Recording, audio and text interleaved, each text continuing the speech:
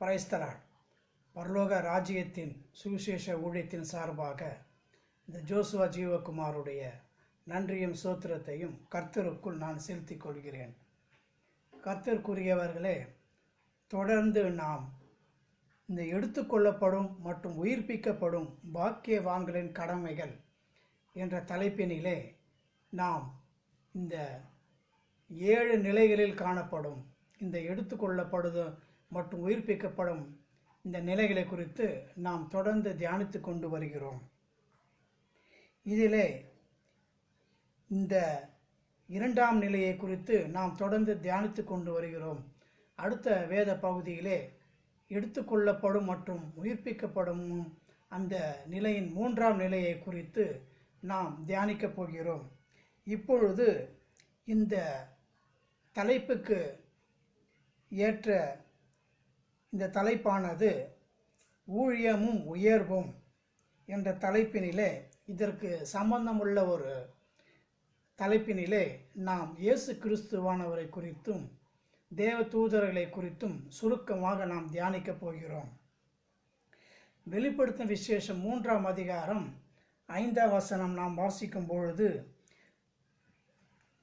ஜெயம் கொள்ளுகிறவன் எவனோ அவனுக்கு வெண் வஸ்திரம் தரிப்பிக்கப்படும், ஜீவ புஸ்தகத்தில் இருந்து அவனுடைய நாமத்தை நான் கிறுக்கி போடாமல் என் பிதா முன்பாகவும் அவருடைய தூதர் முன்பாகவும் அவன் நாமத்தை அறிக்கையிடுவேன் என்று இந்த வசனத்தை மையமாக கொண்டு நாம் தொடர்ந்து இந்த 2ஆம் நிலையை குறித்து தியானித்து கொண்டு வருகிறோம். இதிலே பிதா முன்பாகவும் அவருடைய தூதர் முன்பாகவும் அவன் நாமத்தை அறிக்கையிடுவேன் என்று இயேசு கிறிஸ்துவானவர் தம்முடைய வார்த்தையை வெளிப்படுத்துகிறார். அதாவது இதில் 2 பாகங்களாக ஊழியமும் உயர்வும் என்ற இந்த தலைப்பானது தேவ தூதர்களுக்கு அதிபதியும் மற்றும் ரட்சிக்கப்பட்ட ஜனங்களுக்கும் மற்றும் எல்லா மனுஷர்களுக்கும் அதிபதியுமாகிய இயேசு கிறிஸ்துவானவர் நிலையானது. இது இந்த கர்த்தருடைய ஜனங்களுடைய ஊழியத்தினுடைய அந்த கிரியைகளிலிருந்து அவருடைய ஊழியத்தினுடைய உயர்வு எவ்வாறாக காணப்படுகிறது என்றும் மற்றும் தேவ தூதர்களுடைய அந்த பங்கானது எவ்வாறாக காணப்படுகிறது என்பதை குறித்தும் நாம் இதில் தியானிக்கப் போகின்றோம். முதலாவதாக கர்த்தருடைய ஜனங்களுடைய ஊழியத்தின் மூலமாக இயேசு கிறிஸ்துவானுடைய உயர்வு எவ்வாறாக காணப்படுகின்றது என்பதை குறித்து நாம் தியானிக்கும் பொழுது 1 கொரிந்தியர் 15ஆம் அதிகாரம் 22ஆம் வசனத்திலிருந்து நாம் வாசிக்கும் பொழுது,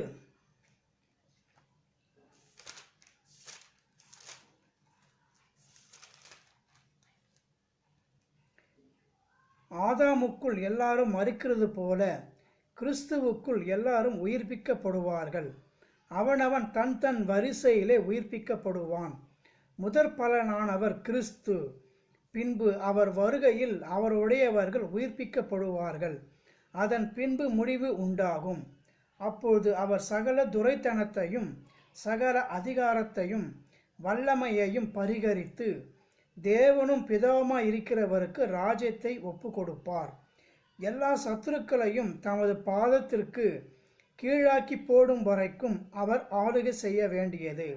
பரிகரிக்கப்படும் கடைசி சத்துரு மரணம் என்று இங்கே அவனுடைய தன் வரிசையிலே அவனுடைய உயிர்ப்பிக்கப்படுதல் உயிர்த்தெழுதல் காணப்படுகிறது என்றும் மற்றும் அந்த இயேசு கிறிஸ்துவானவர் ராஜ்யத்தை பிதாவாகிய தேவனுக்கு இந்த அவருடைய ஊழியத்தின் மூலமாகவும் மற்றும் கர்த்தருடைய ஜனங்கள் ஊழியத்தின் மூலமாகவும் அது ஜெயம் கொள்ளுகளுடைய அந்த கிரியைகளானது முழுமையான ராஜ்யத்தை பிதாவாகிய தேவனுக்கு ஒப்பு கொடுக்கும் அந்த கிரியைகளும் சாத்தானுடைய அழிவும் தோல்வியும் இதிலே குறிப்பிடப்படுகிறது.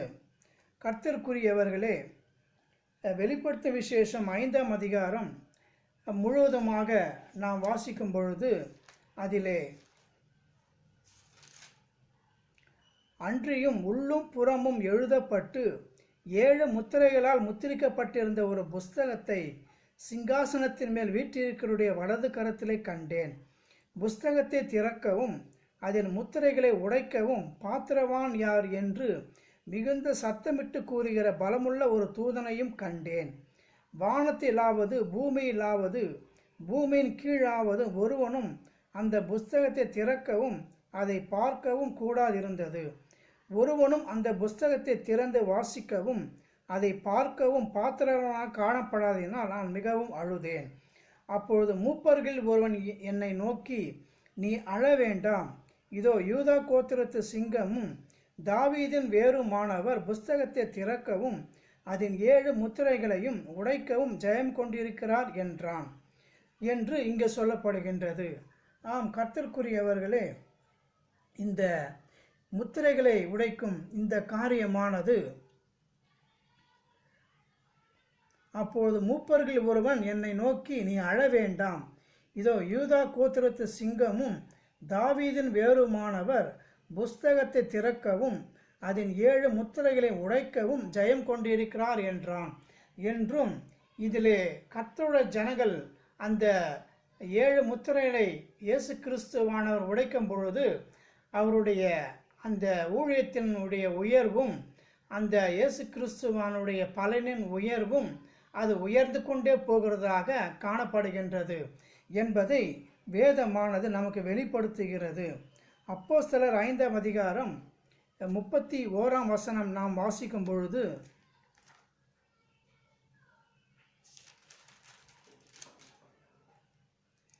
இஸ்ரவேலுக்கு மனம் திரும்புதலையும் பாவம் மன்னிப்பையும் அருளுகிறதற்காக அவரை அதிபதியாகவும் இரட்சகராகவும் தமது வலது கரத்தினாலே உயர்த்தினார் என்று இங்கு சொல்லப்படுகின்றது. அதிபதி என்று சொல்லும் பொழுது இயேசு கிறிஸ்துவானவர் தேவ தூதர்களில் ஒருவராக எண்ணப்படாமல் அவர் எல்லா தேவ தூதர்களுக்கும் மனுஷர்களுக்கும் எல்லாருக்கும் சர்வலோகத்தினுடைய இரட்சகராகவும் அதிபதியாகவும் அவர் காணப்படுகின்றார். ஆகவே தான் இதிலே அந்த இரட்சகருடைய அந்த அதிபதியின் தன்மையானது நம்முடைய ஊழியத்தின் மூலமாக எவ்வாறாக காணப்படுகிறது என்றால், பழைய ஏற்பாட்டிலே இயேசு கிறிஸ்துவானவர் தூதர் என்று சொல்லப்படும் வண்ணமாக காணப்படுகின்றது. ஆதியாகமம் 22ஆம் அதிகாரத்திலே அது கர்த்தருடைய தூதரும் ஆபிரகாமும் என்று அந்த தூதரை குறித்து சொல்லும் வசனமாக காணப்படுகின்றது. மற்றும் ஆதியாகமம் 48ஆம் அதிகாரத்திலே கர்த்தருடைய தூதரும் யாக்கோபும் என்று அந்த இயேசு கிறிஸ்துவானவரை கிரியைகளை தூதர் என்ற அந்த அடிப்படையிலே அவருடைய கிரியையில் காணப்படும் வண்ணமாக காணப்படுகின்றது. மற்றும் யாத்திராகமம் 3ஆம் அதிகாரம் 1ஆம் வசனத்திலிருந்து நாம் வாசிக்கும் பொழுது,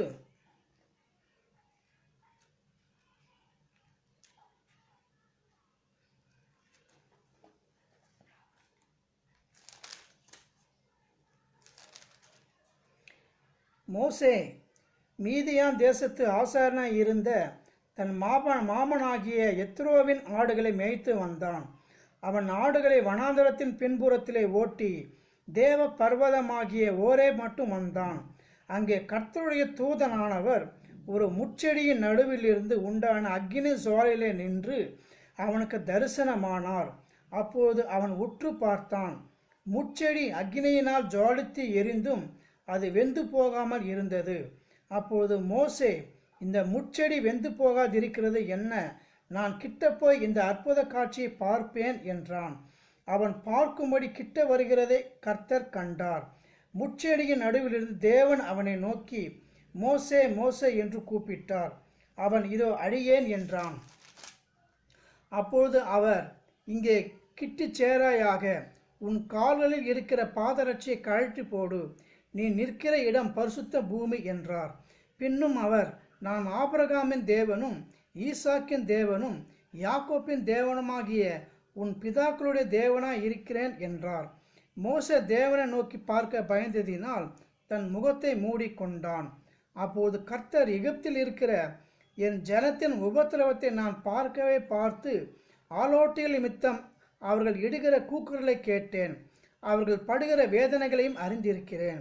அவர்களை எகிப்தியரின் கைக்கு விடுதலையாக்கவும் அவர்களை அந்த தேசத்திலிருந்து நீக்கி கானானியரும் ஏத்தியரும் எமோரியரும் பெரிசியரும் ஏவியரும் எபுசியரும் இருக்கிற இடமாகிய பாலும் தேனும் ஓடுகிற நலமும் விசாலமான தேசத்தில் கொண்டு போய் சேர்க்கவும் இறங்கினேன் என்று இங்கே சொல்லும் பொழுது 2ஆம் வசனத்திலே எங்கள் கர்த்தருடைய தூதனானவர் ஒரு முச்செடியின் நடுவிலிருந்து உண்டான அக்கினி ஜுவாலையில் நின்று அவனுக்கு தரிசனமானார் என்று அந்த கர்த்தருக்கு அடுத்த நிலையில் உள்ள இயேசு கிறிஸ்துவானுடைய அந்த தூதர் என்று சொல்லப்படும் கிரியைகள் பழைய ஏற்பாட்டிலே சொல்லும் வண்ணமாக காணப்படுகின்றது. மற்றும் யாத்திராகமம் 23ஆம் அதிகாரம் 20ஆம் வசனத்திலிருந்து நாம் வாசிக்கும் பொழுது, வழியில் உன்னை காக்கிறதற்கும் நான் ஆயத்தம் பண்ணின ஸ்தானத்துக்கு உன்னை கொண்டு போய் சேர்க்கிறதற்கும் இதோ நான் ஒரு தூதனை உனக்கு முன்னே அனுப்புகிறேன். அவர் சமூகத்தில் எச்சரிக்கையாக இருந்து அவர் வாக்குக்கு செவி கொடு. அவரை கோபப்படுத்தாதே. உங்கள் துரோகங்களை அவர் பொறுப்பதில்லை. என் நாமம் அவர் உள்ளத்தில் இருக்கிறது.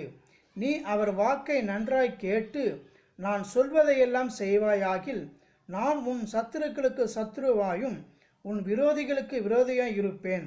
என் தூதனானவர் உனக்கு முன் சென்று எமோரியரும் ஏத்தியரும் பெரிசியரும் கானானியரும் ஏவியரும் எபுசியரும் இருக்கிற இடத்துக்கு உன்னை நடத்தி கொண்டு போவார். அவர்களை நான் அதம் பண்ணுவேன் என்று இங்கே பழைய ஏற்பாட்டிலே என் தூதனானவர் உன்னை வழிநடத்தி செல்வார் என்று இயேசு கிறிஸ்துவானவரை குறித்து இங்கே சொல்லப்படுகின்றது. மற்றும் புதிய ஏற்பாட்டிலே சொல்லும்பொழுது சங்கீதம் 2ஆம் அதிகாரம் 6ஆம் வசனத்திலிருந்து நாம் வாசிக்கும் பொழுது,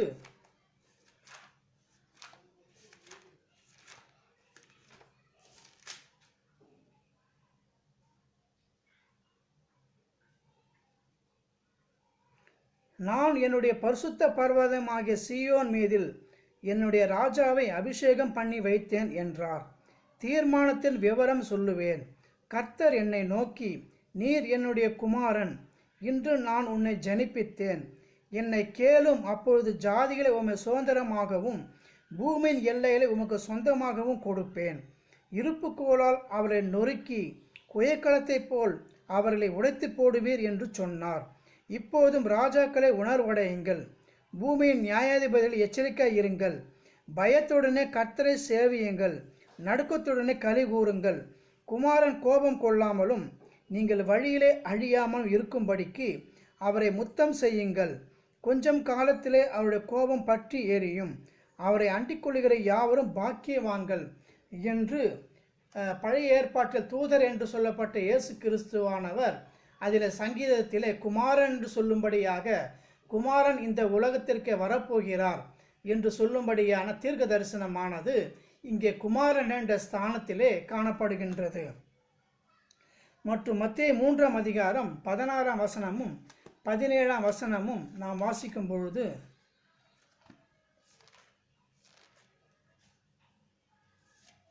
இயேசு ஞானஸ்நானம் பெற்று ஜலத்திலிருந்து கரையேறின உடனே இதோ வானம் அவருக்கு திறக்கப்பட்டது. தேவ ஆவி புறாவை போல இறங்கி தம்மேல் வருகிறதை கண்டார். அன்றியும் வானத்திலிருந்து ஒரு சத்தம் உண்டாகி, இவர் என்னுடைய நேசகுமாரன், இவரில் பிரியமாய் இருக்கிறேன் என்று உரைத்தது என்று இங்கே இவர் நேசகுமாரன் என்ற அந்த ஸ்தானமானது இயேசு கிறிஸ்துவானவருக்கு புதிய ஏற்பாட்டிலே கொடுக்கும் வண்ணமாக நியமிக்கும் படும் வண்ணமாக இது காணப்படுகின்றது. எபிரேய 1ஆம் அதிகாரம் முழுவதுமாக வாசிக்கும் பொழுது அந்த குமாரனுடைய அதிகாரத்தையும் அவருடைய ஆசீர்வாதத்தை குறித்து அங்கே வெளிப்படுத்துகிறது. பூர்வ காலங்களில் பங்குவாகவும் வகையாகவும் தீர்க்கதரிசிகள் மூலமாய் பிதாக்களுக்கு திருவுளம் பற்றின தேவன் இந்த கடைசி நாட்களில் குமாரன் மூலமாய் நமக்கு திருவுளம் பற்றினார். இவரை சர்வத்துக்கும் சுதந்திரவாளியாக நியமித்தார். இவரை கொண்டும் உலகங்களையும் உண்டாக்கினார். இவர் அவருடைய மகிமையின் பிரகாசமும் அவருடைய தன்மையின் சொரூபமாய் இருந்து சர்வத்தையும் தம்முடைய வல்லமையில வசனத்தினாலே தாங்குகிறாராய் தம்மாலே தாமே தம்முடைய பாவங்களை நீக்கும் சுத்திகரிப்பை உண்டு பண்ணி உன்னதத்தில் உள்ள மகத்துவமானவருடைய வலது பாரசத்திலே உட்கார்ந்தார். இவர் தேவதூதரை பார்க்கிலும் எவ்வளவு விசேஷித்த நாமத்தை சோதித்து கொண்டாரோ அவ்வளவு அதிகமாய் அவர்களிலும் மேன்மை உள்ளவர் ஆனார். எப்படியெனில், நீர் என்னுடைய குமாரன், இன்று நான் உம்மை ஜனிப்பித்தேன் என்றும், நான் அவருக்கு பிதாவாய் இருப்பேன், அவர் எனக்கு குமாரனாய் இருப்பார் என்றும் அவர் தூதர்களில் யாருக்காவதும் எப்போதாகிலும் சொன்னதுண்டா?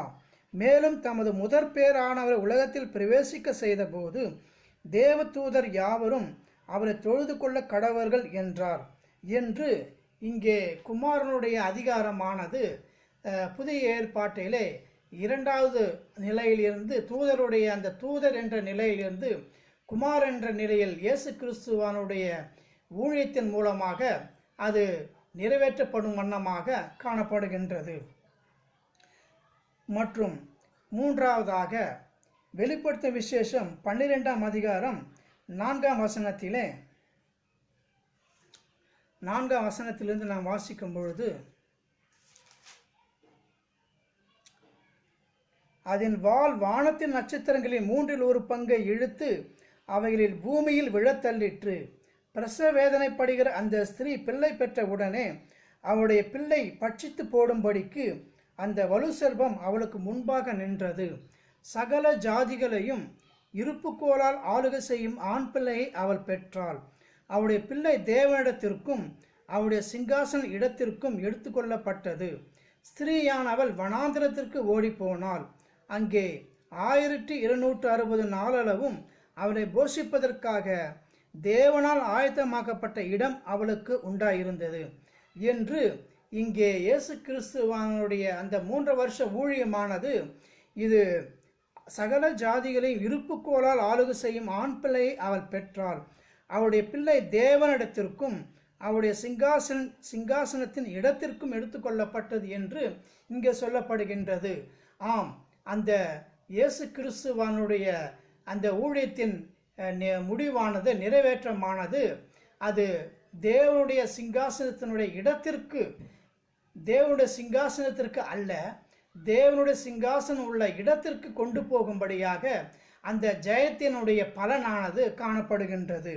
அடுத்தபடியாக வெளிப்படுத்த விசேஷம் 3ஆம் அதிகாரம் 21ஆம் வசனத்தை நான் வாசிக்கும் பொழுது,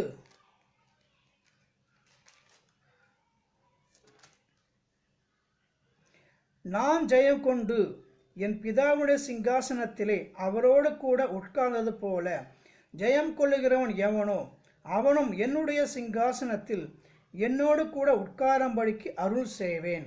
ஆவியானவர் சபைகளுக்கு சொல்லுகிறதை காதுள்ளவன் கேட்க கடவன் என்றெழுது என்றார்.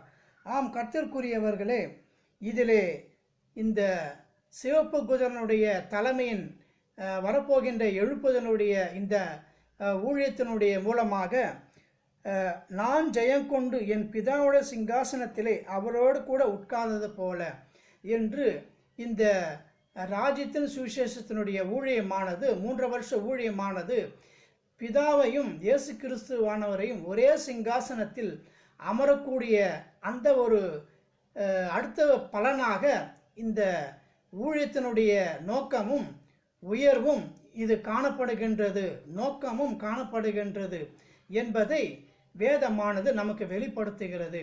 இயேசு கிறிஸ்துவானுடைய ஊழியத்தின் பலனானது தேவனுடைய சிங்காசனத்தினுடைய இடத்திற்கு கொண்டு போய் சேர்த்தது.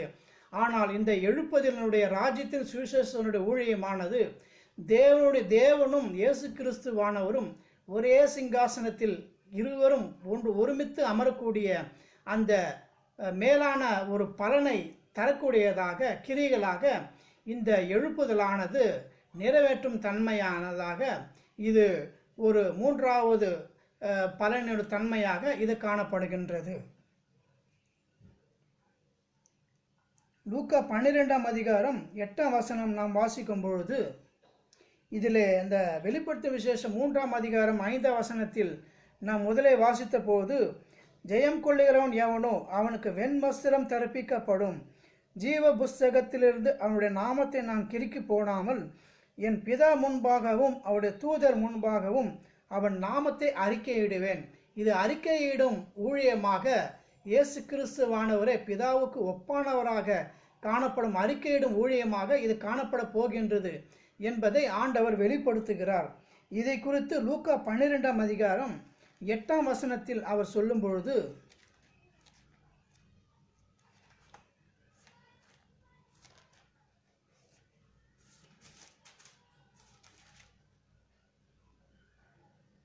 அன்றியும் நான் உங்களுக்கு சொல்லுகிறேன், மனுஷர் முன்பாக என்னை அறிக்கை பண்ணுகிறவன் எவனோ அவனை மனுஷகுமாரனும் தேவதூதர் முன்பாக அறிக்கை பண்ணுவார் என்று இந்த அறிக்கையானது இயேசு கிறிஸ்துவானவரே பிதாவுக்கு சமமானவர் என்ற அறிக்கையின் ஊழியமானது இந்த காரியம் நிறைவேற்றும்படியாக காணப்படுகிறனால்தான் அந்த வெளிப்படுத்த விசேஷம் 3ஆம் அதிகாரம் 5ஆம் வசனத்தில் நாம் வாசிக்கும் பொழுது, பிதா முன்பாகவும் தூதர் முன்பாகவும் அவன் நாமத்தை அறிக்கை செய்வேன் என்று சொல்லும் பொழுது, இதிலே மனுஷர் முன்பாக என்னை அறிக்கை பண்ணுகிறவன் எவனோ அவனை மனுஷகுமாரனும் தேவதூதர் முன்பாக அறிக்கை பண்ணுவார் என்று அந்த வெளிப்படுத்தும் விசேஷனுடைய அந்த வசனமானது இயேசு கிறிஸ்துவானவர் லூக்காவிலும் அதை வெளிப்படுத்தியிருக்கிறார் என்பதை வேதமானது நமக்கு வெளிப்படுத்துகிறது. இதிலே லூக்கா 13ஆம் அதிகாரம் 34ஆம் வசனம் 35ஆம் வசனத்தில் நாம் முன்பு வாசித்தது போல, கர்த்தருடைய நாமத்தினாலே வருகிறவர் ஸ்தோத்திரிக்கப்படத்தக்கவர் என்னும் அந்த அறிக்கையானது அது நிறைவேற்று பண்ணும்படியாக அது பிதாவும் இயேசு கிறிஸ்துவும் ஒரே சிங்காசனத்தில் அமரக்கூடிய அந்த கிரியைகளை உண்டாக்கக்கூடியதாக இந்த எழுப்புதல் காணப்படுகின்றது. அடுத்தபடியாக வெளிப்படுத்த விசேஷம் 21ஆம் அதிகாரம் 7ஆம் வசனம் நாம் வாசிக்கும் பொழுது,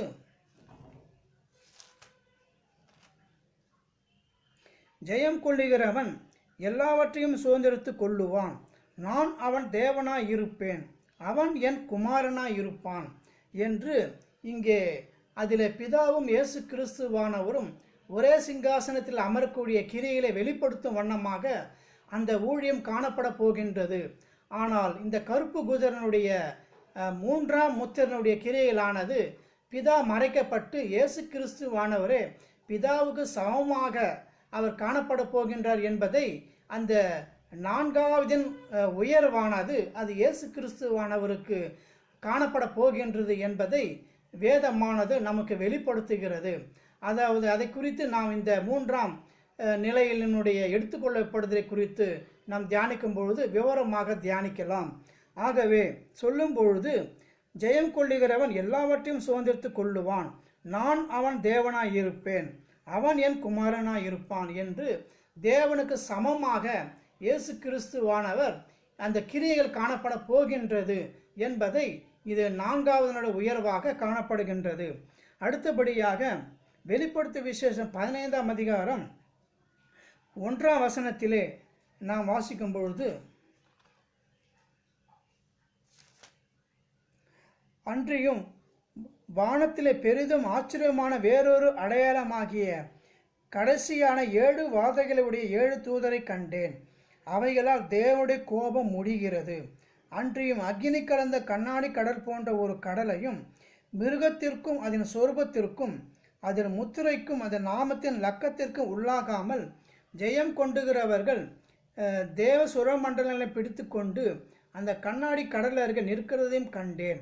அவர்கள் தேவனுடைய ஊழியக்காரனாகிய மோசேயின் பாட்டையும் ஆட்டுக்குட்டியானுடைய பாட்டையும் பாடி, சர்வ வல்லமையுள்ள தேவனாய கர்த்தாவே, தேவரீருடைய கிரியைகள் மகத்துவமும் ஆச்சரியமானவைகள், பரிசுத்தவான்களின் ராஜாவே, தேவரீருடைய வழிகள் நீதியும் சத்தியமானவைகள், கர்த்தாவே, யார் உமக்கு பயப்படாமலும் உமது நாமத்தை மகிமைப்படுத்தாமல் இருக்கலாம்? தேவரீர் ஒருவரே பரிசுத்தர், எல்லா ஜாதிகளும் வந்து உமக்கு முன்பாக தொழுது கொள்வார்கள், உம்முடைய நீதியான செயல்கள் வெளியரங்கமாயின என்றார்கள் என்று இங்கே இயேசு கிறிஸ்துவானவர் பிதாவுக்கு சமமாக வணங்கக்கூடியவராக அவர் இன்னும் உயர்வு இந்த ஊழியத்தின் மூலமாக பெறப்பட போகின்றது என்பதை வேதமானது நமக்கு இது 5ஆம் நிலையினுடைய ஊழியத்தின் உயர்வாக பலனின் உயர்வாக இயேசு கிறிஸ்துவானவருக்கு காணப்படுகின்றது. வெளிப்படுத்த விசேஷம் 17ஆம் அதிகாரம் 14ஆம் வசனம் நாம் வாசிக்கும் பொழுது, இவர்கள் ஆட்டுக்குட்டியானவருடனே யுத்தம் பண்ணுவார்கள். ஆட்டுக்குட்டியானவர் கர்த்தாதி கர்த்தரும் ராஜாதி ராஜாவுமாய் இருக்கிறபடியால் அவர்களை ஜெயிப்பார். அவரோடு கூட இருக்கிறவர்கள் அழைக்கப்பட்டவர்களும் தெரிந்து கொள்ளப்பட்டவர்களும் உண்மை உள்ளவர்களுமாய் இருக்கிறார்கள் என்றான். இந்த வசனமானது அவர் தேவனுடைய குமாரன் அல்ல, அவர் தேவ தூதர் அல்ல, அவர் பிதாவுடைய சிங்காசனத்திலே ஒருமித்து அமரக்கூடியவர் அல்ல. இவர் எவ்வாறாக அழைக்கப்படுகிறார் என்றால், கர்த்தாதி கர்த்தரும் ராஜாதி ராஜாவுமாய் இருக்கிறபடியால் அவர்களை ஜெயிப்பார். ஆம், கர்த்தருக்கு நிகரானவர், கர்த்தருக்கு நிகரான துதிக்கும் சோத்திரத்துக்கும் கனத்துக்கும் பாத்திரனாக இவர் காணப்படுகின்றார் என்று இவர்களுடைய ஊழியமானது அதை நிறைவேற்றும் தன்மையாக இயேசு கிறிஸ்துவானவருக்கு அந்த பலனின் உயர்வு ஒரு 5ஆம் நிலையிலே உயரக்கூடியதாக காணப்படுகின்றது. இந்த அவருடைய வருகையிலே சொல்லும் பொழுது 1 தெசலோனிக்கேயர் 4ஆம் அதிகாரம் 16ஆம் வசனமும் 17ஆம் வசனமும் சொல்லும் பொழுது,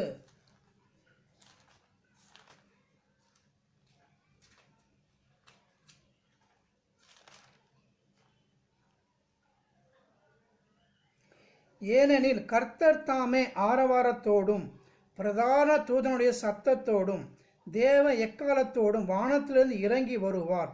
அப்பொழுது கிறிஸ்துவுக்குள் மரித்தவர்கள் முதலாவது எழுந்திருப்பார்கள்.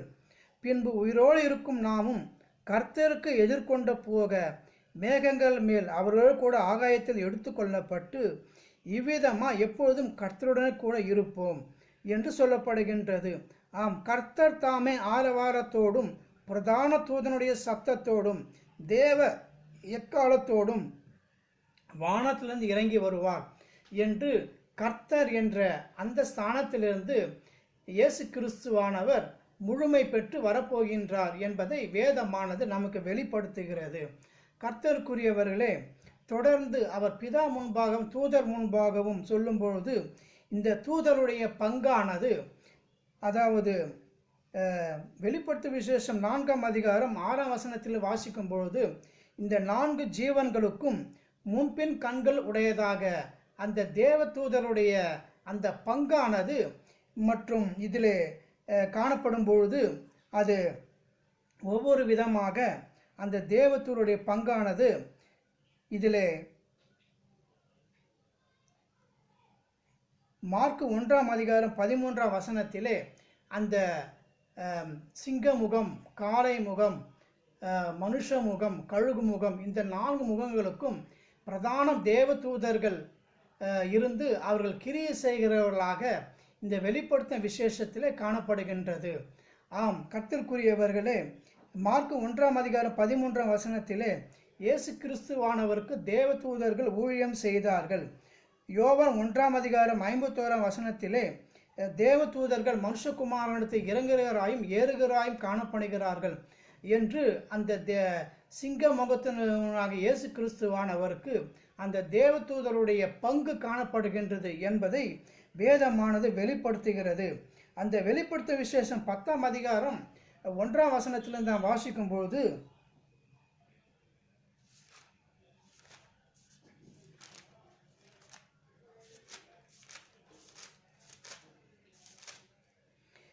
பின்பு பலமுள்ள வேறொரு தூதன் வானத்திலிருந்து இறங்கி வர கண்டேன்.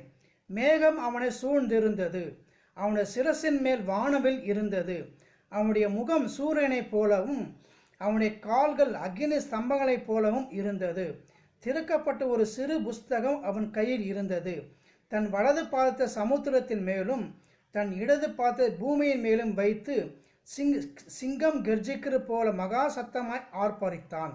அவன் ஆர்ப்பரித்த போது 7 இடிகளும் சத்தமிட்டு முழங்கின என்று இங்கே பிதாவாகிய தேவன், இயேசு கிறிஸ்துவானவர் மற்றும் அந்த பிரதான தூதனுடைய அந்த பங்கானது இந்த எழுப்புதல் மூலமாக வரப்போகின்ற அந்த 7ஆம் தூதனுடைய அந்த சத்தத்தை குறித்து இதில் சொல்லப்படுகின்றது.